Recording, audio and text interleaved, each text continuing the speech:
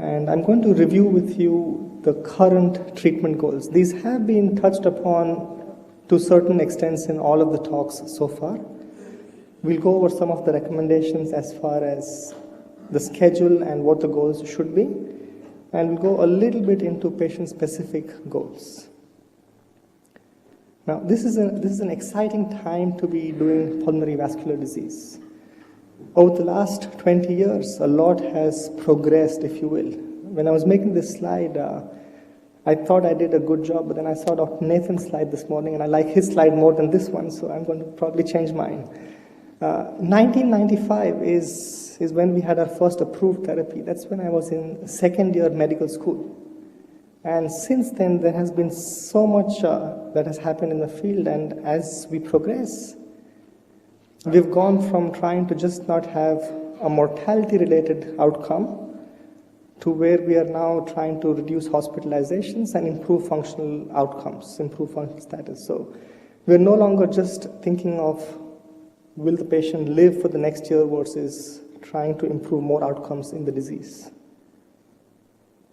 And there's been a lot of talk over the past few sessions as far as predictive tools, prognosticators, outcomes, goals, what have you. And the way I see these different parameters is summarized in this slide over here, where you assess the goals at every patient interaction. That may be a face-to-face interaction, that may be a phone interaction, that may be a hospital interaction. It does not matter. You assess your goals at every interaction, and you make sure that you are adjusting your treatment based on goals or goal-directed therapy or treatment-directed therapy.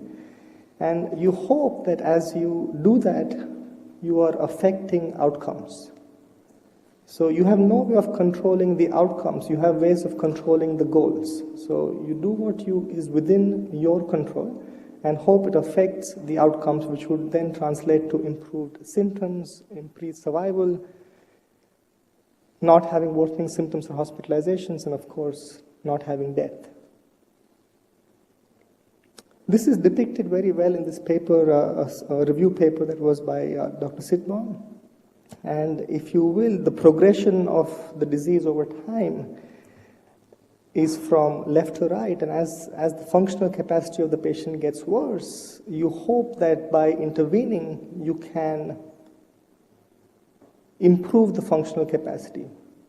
We may not be able to improve the functional capacity, but you hope that you can as the disease progresses. And this relates well to one of the questions that was brought up yesterday, where if somebody is on monotherapy and they're declining on the functional capacity, if you were to escalate therapy, are you going to recover the lost ground, or do you not recover the ground that has been lost in the functional capacity? And we don't know the answer to that.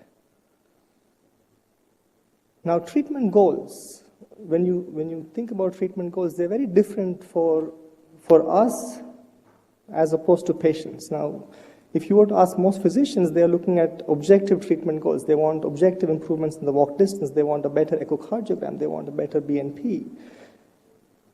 You ask the same thing to patients, and they have completely different treatment goals. They don't care about the 6-minute walk distances. They want to do more, but they want to do more in their life. If the walk distance does not change, but they can do more, they're happy. If they can stop using their oxygen, they're happy. So the goals are the same, but they're not quite the same.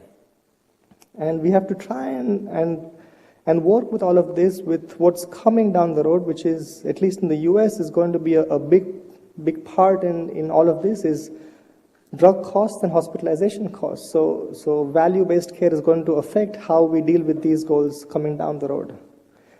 So some of the treatment goals that we use right now in practice, I'm going to go over each of them and review them in a little bit of a detail, and then we'll try to put this all together towards the end of the talk. So the functional class, this is one of the most important treatment goals the way I see it. It's simple and it's attainable, and we put them into 4 categories. You have no limitation of physical activity to all the way where the patient is unable to carry out any activity without symptoms. And it has been shown that the functional class does improve survival based on the patient's functional class. So this is a slightly older paper, but if you look at the functional class 1, 2, 3, and 4, this was the functional class after these patients were on therapy with epoprostenol, and you can clearly see that class 3 and class 4 have less survival than functional class 1 and 2.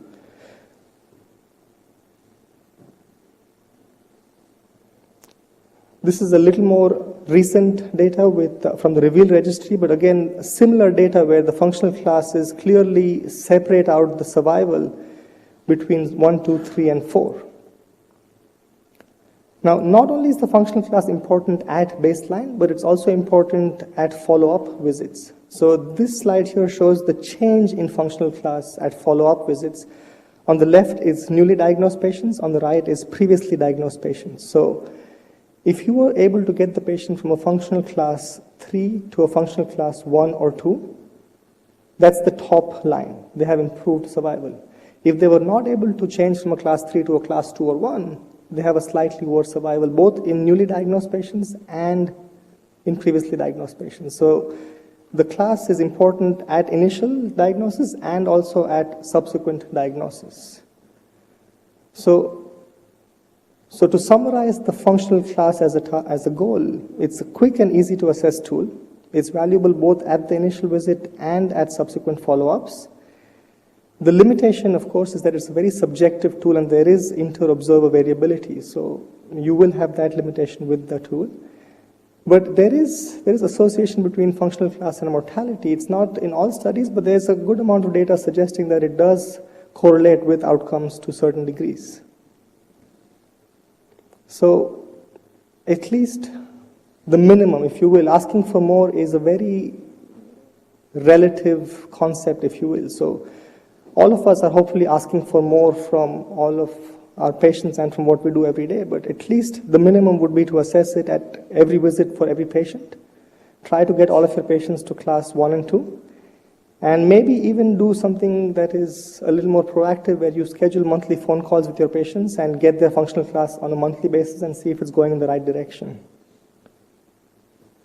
The next goal that I'm going to talk about is something that we've been doing for years, the 6-minute walk distance. And these are pictures from recent publications as far as advertisements for pharmaceuticals. They're still using the 6-minute walk distance as their selling point for advertisements. And the reason is that most places that do pulmonary hypertension or pulmonary vascular disease are very familiar with the 6-minute walk distance, patients and centers.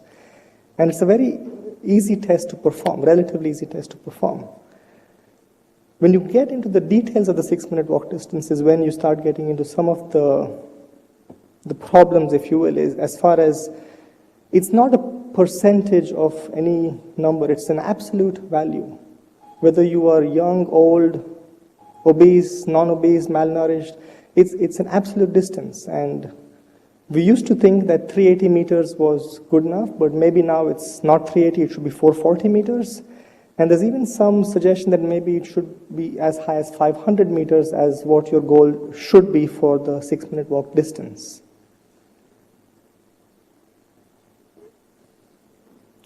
This is data here from the REVEAL registry where they divided the patients based on their 6-minute walk distance at baseline into 3 groups. They had a less than 165 meter group, which is the lowest group. They have the worst survival. The middle group, which is 165 to 440 meters, and then the top group, which is more than 440 meters. So based on this data, we should be shooting for a target of 440 meters and not 380, if you were to take this registry data into account. Another interesting part, which was presented by Dr. Farber from the REVEAL registry, is the change in the 6-minute walk distance over time. And this here shows the percent change over time in the 6-minute walk distance. On the left is all patients, and on the right is the patients that were newly diagnosed. If you look at the graph, the middle is no change. On the right is a positive change, on the left is a negative change. And somewhere around the minus 15% change, so negative 15% change is where the slope starts to go downwards. So there isn't as much of a positive upslope in the positive change, but there is a definite downward slope in the negative change. So if you were to worsen your 6-minute walk test by more than 15%, you're worsening your survival. If you were to go up by 15%, it doesn't seem to change your survival that much. So there may be a ceiling effect or a best effect, if you will, where beyond that there is not much more improvement in survival, but definitely going downwards the wrong way is affecting survival.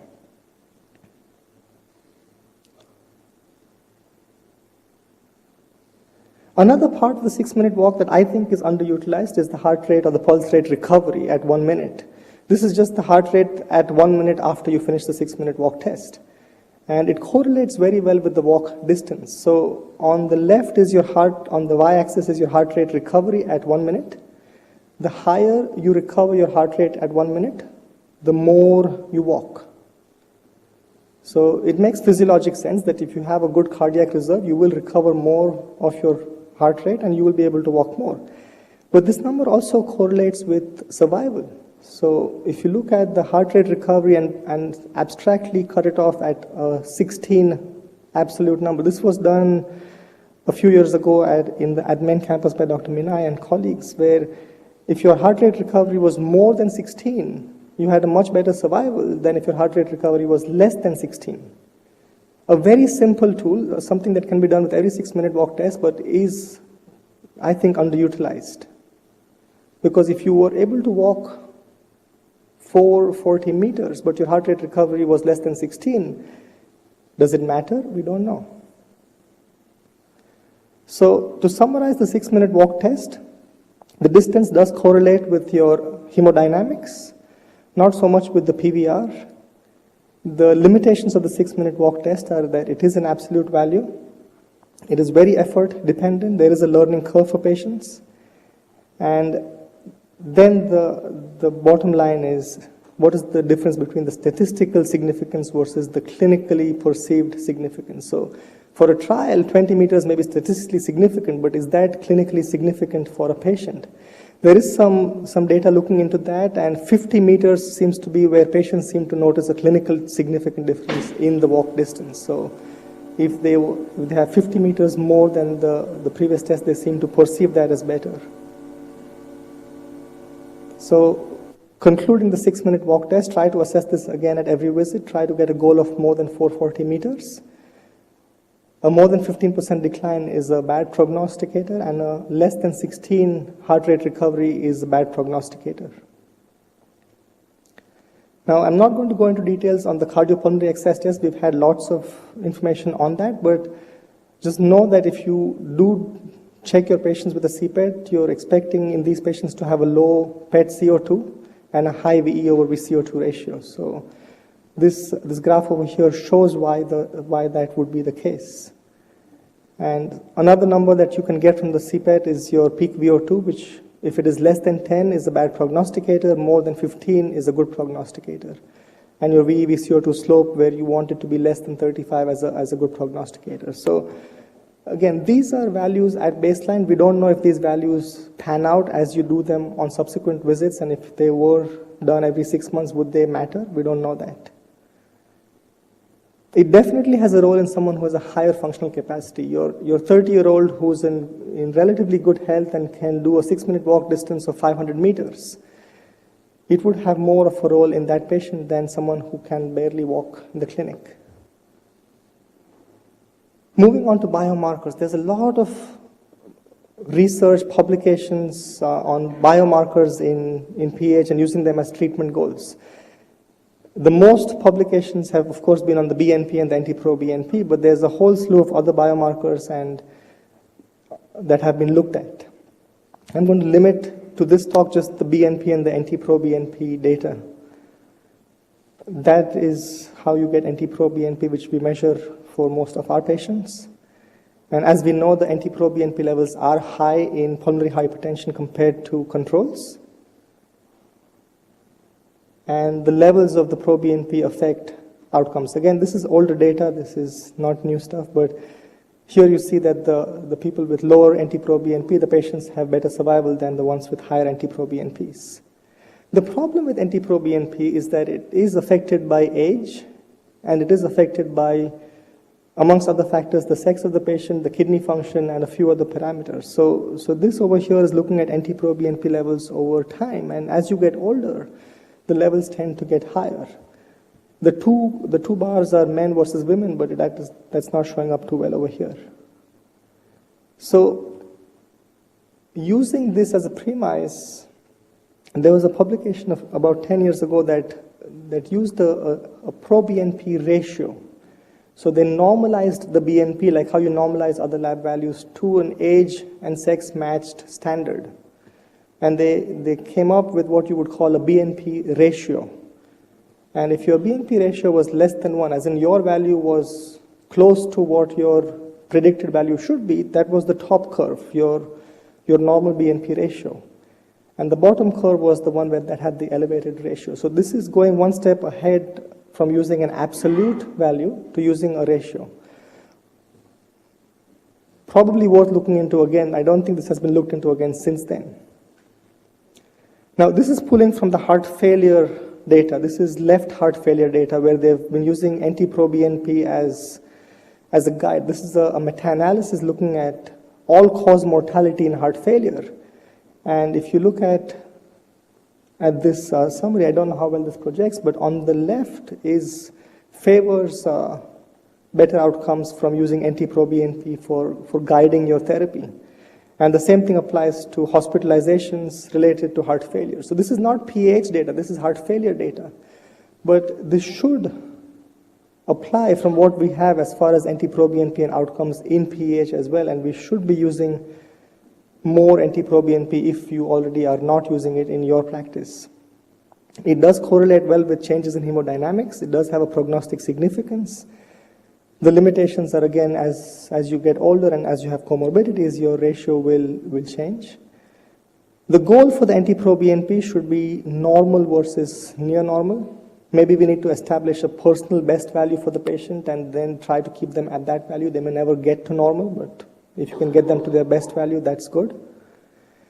And the cutoff, if you will, if you can get most people less than 1,800, that's ideal. So if you can get your patient below 1,800, you would have improved outcomes. The next few slides are looking at cardiac imaging. Again, we had talks on this morning, so I'm not going into great details, but what matters on the echocardiogram for as far as a goal and as far as an outcome is the right atrial size, the RV function, and the presence of pericardial effusion. It's a good tool for initial assessment for the patient. It does have some prognostic value on follow-up. And the problem, as we heard before, is that there is no consistent method to assess the RV function. You have cardiac MRI, which I will talk about next, but the right atrial area seems to make a difference to outcomes. So if you can get the right atrial with treatment, if you can get the area below 18, that's a good outcome. No pericardial effusion is a good outcome. RV function, we heard earlier this morning about the TAPSE, the T-index, RV enlargement, etc. There's a lot of work being done to try and use the echo as a good tool for RV function. And we know that if you can improve the RV function, that's a good goal to have. You can improve outcomes based on that. So the goal for the RV and the echo is to try and get a normal RV function if you can. It's not always possible, but try to get a normal RV function as best as you can.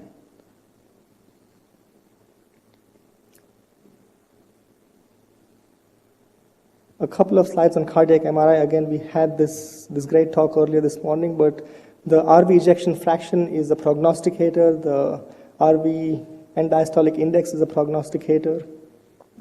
It has a limited role because of cost and expertise, but it definitely has a role in the right patient. So choosing the right patient for a cardiac MRI, someone that has a bad window, or someone that you can't get a good envelope, or someone that the echo does not give you all what you need. So think of it as an additional tool for cardiac imaging in someone that you don't have a good echocardiogram read on.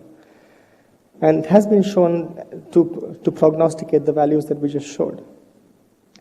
The same goes for hemodynamics. We know from various studies that increase in the mean pulmonary pressure, increase in the right atrial pressure are both bad prognosticators. Decreased cardiac index is a bad prognosticator. So This is old data again. The limitation with hemodynamics is it's invasive.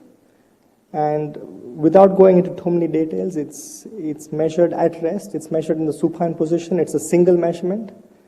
And if you were to take into account most people's normal physiology, upright exercising, we are not measuring any of that on the single supine right heart cath measurement. So that's the limitation, if you will, of the hemodynamics.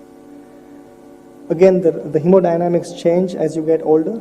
From left to right, you have increasing age. And the second column graph is with its slight exercise. So again, age affects hemodynamics, exercise affects hemodynamics, and a whole slew of other parameters affect hemodynamics. So we have data on hemodynamics affecting outcomes, but we have limitations with hemodynamics with the way we do it as currently practiced. Hopefully in the next 5 years, we'll have more information about exercise hemodynamics and how that better predicts maybe than single hemodynamics. Your goals, your treatment goals for hemodynamic parameters are trying to get a right atrial pressure of less than 8, a cardiac index of more than 2.5, maybe more than 3 if you can.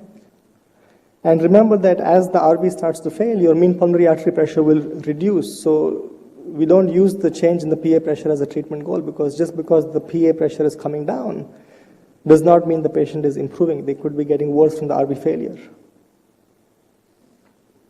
Now, putting all of these together, this is from the ERS guidelines.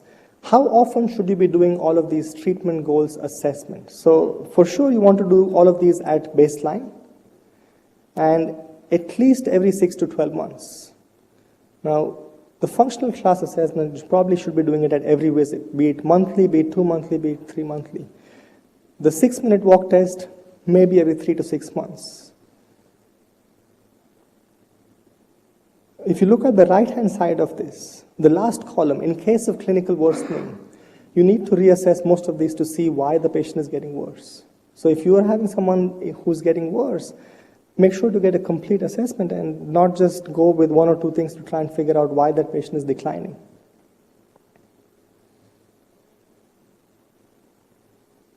The other question with treatment goals is, what is the relative value of each of these tests? Which one of these is on the podium? Which one of these is not on the podium? Is the 6-minute walk test more important than the functional class? Is the functional class more important than hemodynamics?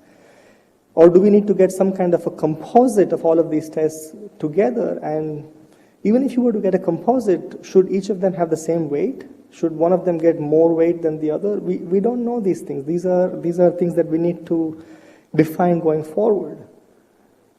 And one such tool, wow, that just went through fast.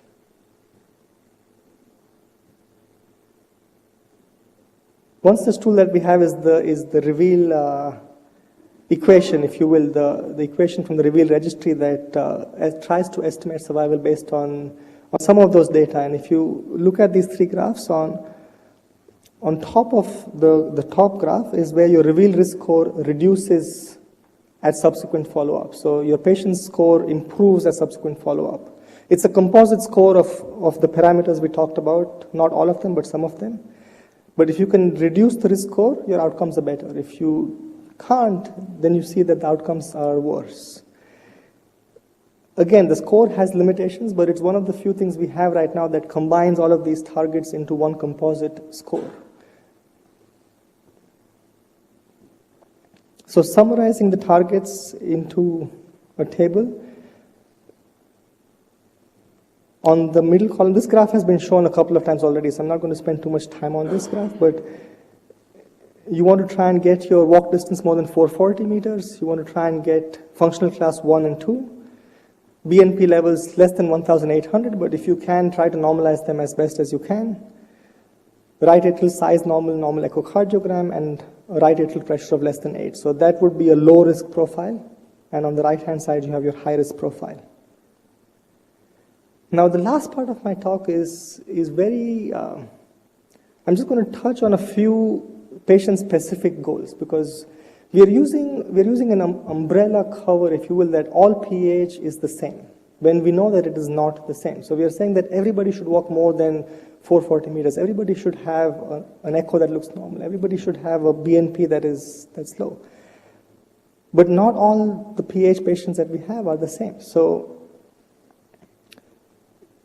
we know that if you have someone with portal pulmonary hypertension, then the hemodynamics are important because they affect their peri-transplant survival. So in that patient population, you want to put more weight on the hemodynamics as opposed to some of the other outcomes. In scleroderma patients, the functional class and the walk distance are not as reliable as in some of the other patients. So you might want to put more importance on some of your other treatment goals. In lupus, we know that if you were to add immunosuppression, it would improve some of your treatment goals in addition to just the PAH therapies. Congenital heart disease-related PAH has better outcomes compared to other subgroups, whereas HIV has worse outcomes compared to some other subgroups. Yet, we use the same treatment goals for both of these groups. Maybe we should have different treatment goals for each of these groups because they have different outcomes. This is what we need to do over the next 5 or 10 years, if you will, is to try and get more specific goals as far as if you have diabetes and hypertension, this is your blood pressure goal, as opposed to if you have kidney disease and hypertension, this is your blood pressure goal, versus we have one goal for all PAH. We don't try to get more granular. We need to get more granular with these goals. And hope that by doing that, we improve survival and improve patient outcomes. And I'm going to conclude by something that was got from the FDA had a few meetings where they were trying to get the voice of the patient and get more patient data into drug development. And this is a quote from one of the patients at that meeting where they summarize what we do very, very well. Life with pulmonary hypertension is not easy, and the current treatments are not perfect. But these treatments enable us to defy the odds, and with every breath we take, we are alive, and we will live to see tomorrow, and tomorrow may hold a cure. Thank you. And so today I'm going to be talking to you about a pilot study that I've conducted with the goal of a future randomized clinical trial in heart failure patients at the Cleveland Clinic. And I'm going to talk about some of the implications for pulmonary hypertension. One of the things to note is that there are no, to my knowledge, randomized clinical trials specific to pulmonary hypertension using a palliative medicine intervention. So today I'm going to be using the word heart failure and others because those are where the data are located. And there's some suggestive small survey studies that I'll be going over specific to pulmonary hypertension. But in the end, please ask me questions if you have any need to. Okay, let's see if this is. There we go. I also want to acknowledge that we have to do any research like this, you have to have a lot of people. So we have palliative medicine doctors who are involved with this study, Krista Dobby and Shrag Patel and Dr. Gutzel. But we also have heart failure cardiologists who are part of this team, as well as social workers and nurses. So the funding I received as part of a K award through the National Institute of Health, through the CTSCs that many of you are probably familiar with. So this was specific to me. I have no industry funding and no conflicts of interest to disclose. So the background, as you know, many people are diagnosed with heart failure, and they have significant symptom burden. And even though the literature focuses on the poor symptoms, the symptom burden of people who have cancer, many studies have looked at comparative studies between quality of life and distress, comparing these two populations. And it's pretty evident that patients with heart failure, especially in the later classes, have significant symptom burden, even comparable to and sometimes worse than patients with cancer. Also, another thing that's important to note, and I think in our previous, some of the other talks we've seen, with cost containment and a lot of things that are pressuresome in healthcare today, we're often looking at improving quality and reducing costs, and I'm going to talk about that in a minute. And the estimated costs related to heart failure and stroke are some of the highest cost burden in the United States. And one thing that's interesting is that when we look back, and I'm going to be touching back on this with the study results I'm going to discuss with you, is that patients and family members desire early palliative care intervention. However, they're not often getting it. Among heart failure patients, this is, I think, an overestimate. This is about 10% actually receive palliative medicine, and only about 12% eventually receive hospice. The problem is that the benefits, especially in the randomized clinical trials and the high-quality ones, are that the benefits of palliative medicine arrive earlier in a diagnosis, when more often, if palliative medicine is ever involved. With pulmonary hypertension patients, I believe it's about 1.5% are estimated to have had palliative care involved in their care at some point. The problem is that palliative care is often referred to late, often in the ICUs or during an admission, where the benefits of palliative care really cannot be actualized.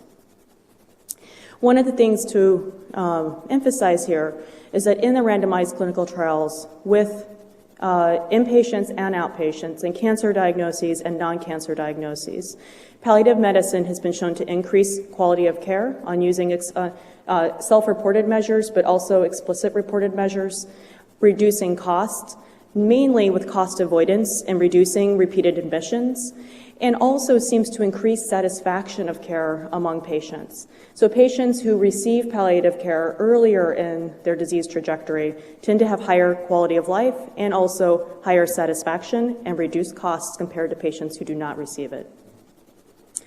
So what is palliative care? One thing to note is that I'm going to be using palliative, I might slip and use the word palliative medicine, and I'm going to use them interchangeably. In the palliative care world, there's a debate about which one's the most appropriate. I tend to use palliative care, but other hospitals use palliative medicine. They're the same thing for my purposes.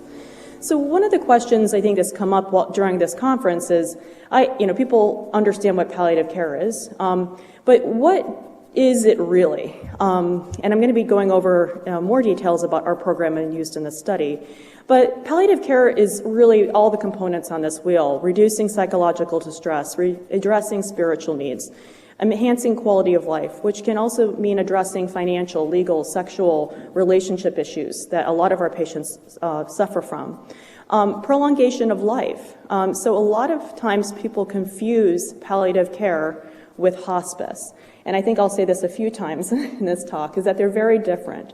So palliative care can be consistent with aggressive treatment. In fact, previous studies, including one by Jennifer Timmel with lung cancer patients, published in 2010 in the New England Journal of Medicine, in a very good seminal study in this area, showed that patients who received palliative medicine actually lived longer, and about a month and a half longer for metastatic end-stage lung cancer patients. So what's important here is that palliative medicine can be consistent with aggressive care and can actually help patients achieve their goals and potentially even live longer.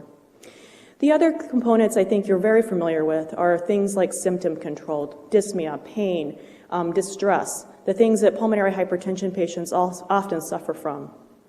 And this idea of maintaining function. I think a lot of you have talked about this as a primary sort of end goal, but also a prognostic tool, is how a person's actually functioning in their life. A palliative medicine consult often will address these things to see what is valuable for the patient.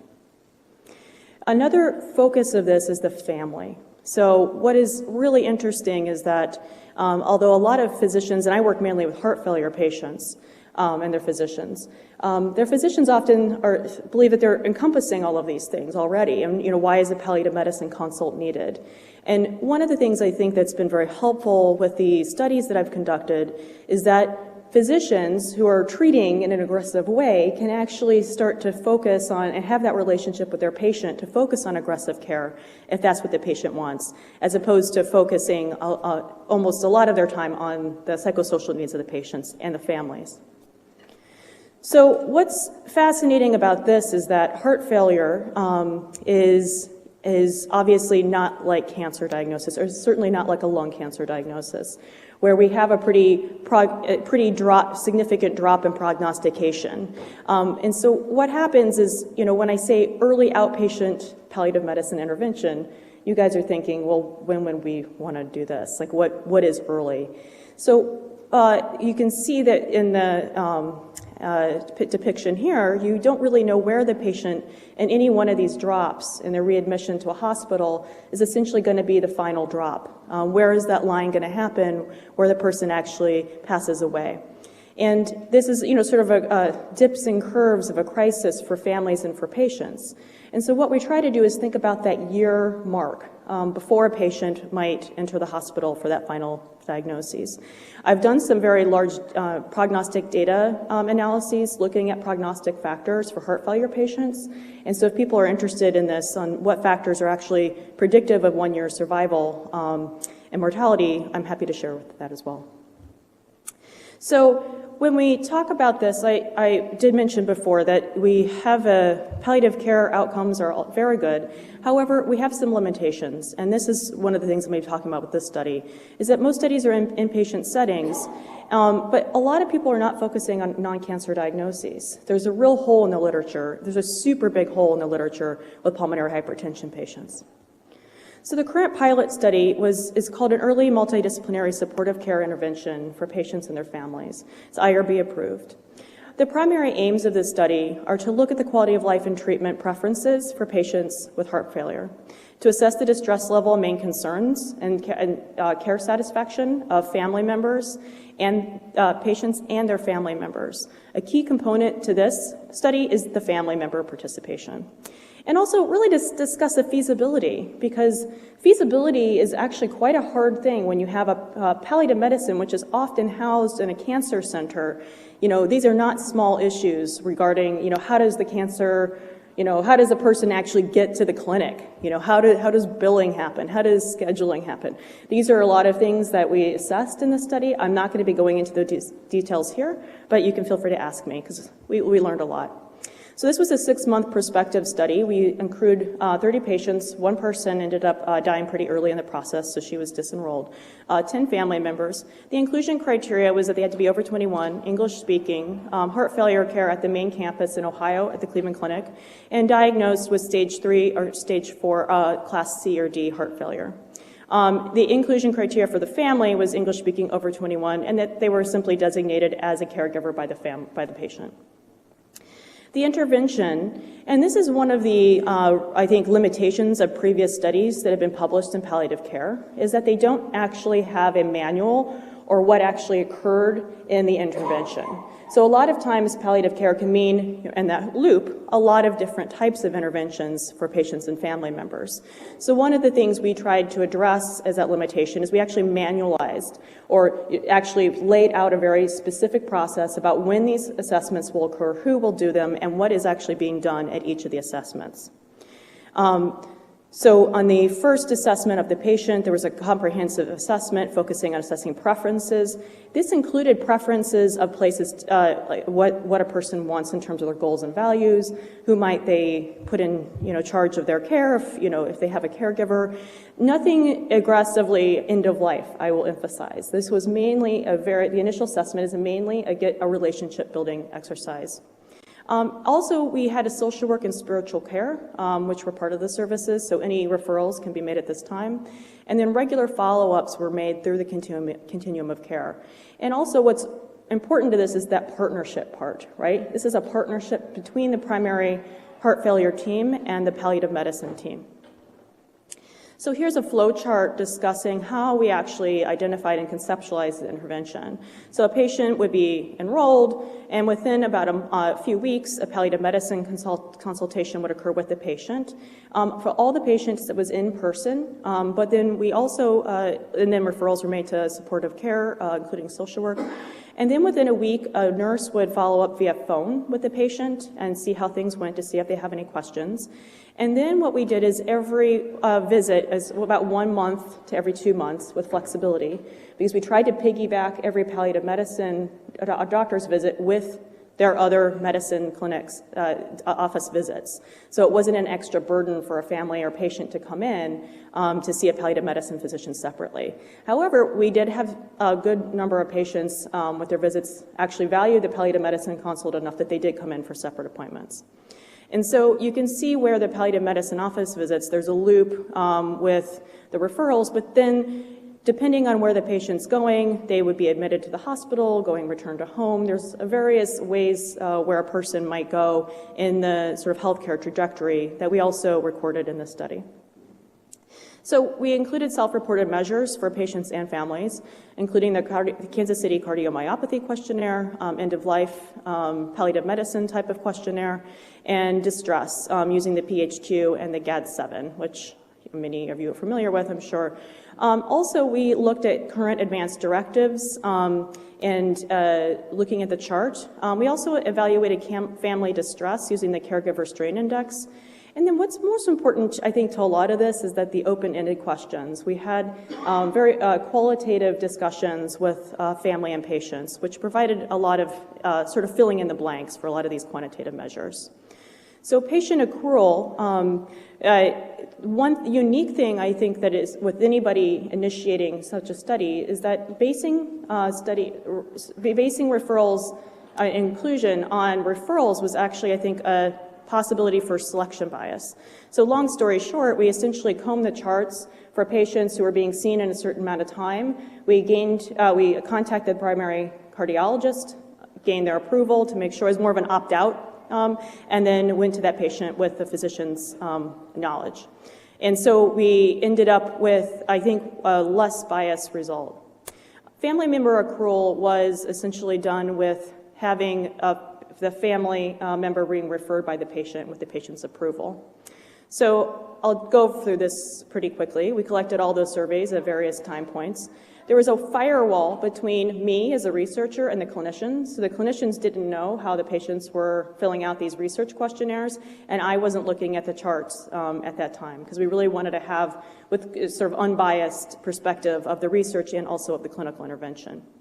The only exception to that was there were 3 cases actually with family caregivers who said that they had suicidal ideations. Those were called immediately by our clinical social worker. That was the only time where we had a break in the firewall. So the results and discussion. So patients, they're pretty, we had a pretty high percentage for African American. They were largely male, largely with income lower than $50,000. What's interesting for the family members is that all of them were women. So I think that this is an interesting factor, I think, that reflects the larger literature on this topic. So patient self-reported outcomes. Remember, the PHQ on the top left is depression. The bottom, GAD-7, is anxiety. And the Kansas City cardiomyopathy is a general quality of life measure. And so our patients, actually, you can see in the second category, a lot of them just have mild to moderate depression and anxiety. We're not seeing a lot of patients who have severe anxiety. So the family reported outcomes are actually quite a little bit different. The family members, by comparison, are actually more anxious and more depressed than the patients are. And this is also consistent with previous studies on family member caregiver strain. So what's self-reported outcomes with the care satisfaction is also very important, I think, as we think in the days of HCAHPS and a whole bunch of things that are going on, is we certainly don't want to be making people upset by referring them to a palliative medicine consult. And I think that this is something that is actually quite worrisome to a lot of people when they think they might be referring and the person might actually get upset. What we saw, though, is that, especially with family members, is that there's a statistically significant increase in their care satisfaction after the referral to palliative medicine. The care satisfaction for patients was pretty much level. So long-term care preferences. This is another thing that is, I think, very important to a lot of physicians, and also to patients and caregivers, because if you haven't really thought about where you're heading in terms of your long-term goals, then this may be a problem, particularly if you're readmitted during that disease trajectory timeline I was showing you before. So what's interesting here is that as time went on, patients did significantly have more discussions with their family and had more clearly articulated preferences regarding their goals of care. Significant limitations, small study, no comparison group. We have, potential bias concerns. We also, looking at the dose of palliative medicine interventions, I think is something that's important for future studies. And also, I think that some of the advantages, though, is that we did not base the sample on referrals. We also looked at manualizing the palliative care intervention, which also is helpful for people like you who might be interested in, what does a palliative medicine consult really look like, and how might this actually be phrased for the type of patients you're seeing. So the conclusions is that the patients were moderately sick according to Kansas City cardiomyopathy questionnaire. And depression and anxiety were mild. Family members were more distressed and anxious than patients, but yet they reported low caregiver strain. Patient and family members were likely to benefit from palliative medicine intervention, and their families were important given their role as surrogate decision makers when patients become critically ill. So one of the things that's been shown over and over again in ICU populations is that family members are those surrogate decision makers for patients when they become incompetent to make their own decisions. The problem with this is that family members don't know what the patient would have wanted. So the fundamental sort of crux of bioethics in this country of substituted judgment based on a person's autonomous decisions really cannot be fulfilled because the patient has never talked to their loved ones about what they would have wanted. And even if they wouldn't have known the details, at least they know their values about what they would have wanted or perceive what they would have wanted during end-of-life care. And another concern is that family members in ICUs, when they're making these decisions, are often significantly distressed. Many studies have been done with family decision makers in ICUs, many in the United States over and over again, showing that the burden on family caregivers as surrogate decision makers is astronomically high. About 30% suffer from very high anxiety, meaning they actually meet criteria for post-traumatic stress disorder symptoms. 60% have what we would call clinically significant anxiety disorder. This is extremely high, and we also know that decision-making, information absorbing, things like this are not so good when you're very, very distressed. So palliative medicine has been shown in other studies, including ours, is to sort of reduce that anxiety in family members and potentially improve care at the end of life. And I think feasibility would be enhanced by using risk predictors to screen for eligibility and administrative changes. This is something that's very important to me because things that came up with this feasibility study, looking at injection fractions and other things that other people are looking at with regard to eligibility, did not show to be actually predictive of what we would want for this type of patient. What has been predictive are depression scores and readmissions. So if a person has 2 readmissions in the previous year, it predicts the mortality at 1 year, especially when you layer on depression scores. So that's one idea of how to potentially screen for patients who may be eligible for palliative medicine. So what about pulmonary hypertension? Obviously, it's considerable morbidity and mortality. Patients suffer significantly diminished quality of life, which progresses. And patients rarely receive palliative care, as I mentioned before. And generally, what's also important is in a study of patients with pulmonary hypertension, and on a community-based study that was done out of the Mayo Clinic, that patients actually were not satisfied with their care regarding the assessment of and addressing quality of life. And one of the things that was interesting is that the patients also viewed favorably the potential of palliative care in enhancing their quality of life. So this concern about patients sort of losing hope or not wanting, getting upset with a palliative medicine referral is, for most patients, generally not the case. So despite the benefits of palliative care, physicians are often not referring pulmonary hypertension patients to palliative care. There are very few studies, as I said, looking at this, but what is indicative is that it's only about 1% to 2% perhaps. And the question is why might this be the case?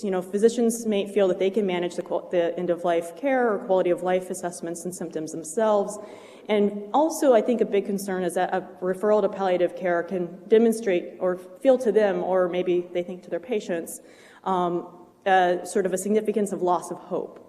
But as I said before, patients actually, if it's phrased right and it's distinguished between hospice, it's actually a very important takeaway point, is that physicians and patients sometimes confuse the two. Palliative care can be consistent with aggressive. Insurance is not going to, say you have to stop taking your medications as they would potentially with hospice. And in fact, what we see is, especially with other chronic conditions that are similar to pulmonary hypertension, is that better symptom management results in a better emotional well-being, which increases quality of life and, it can really assess and sort of address and meet patient goals towards the end of life.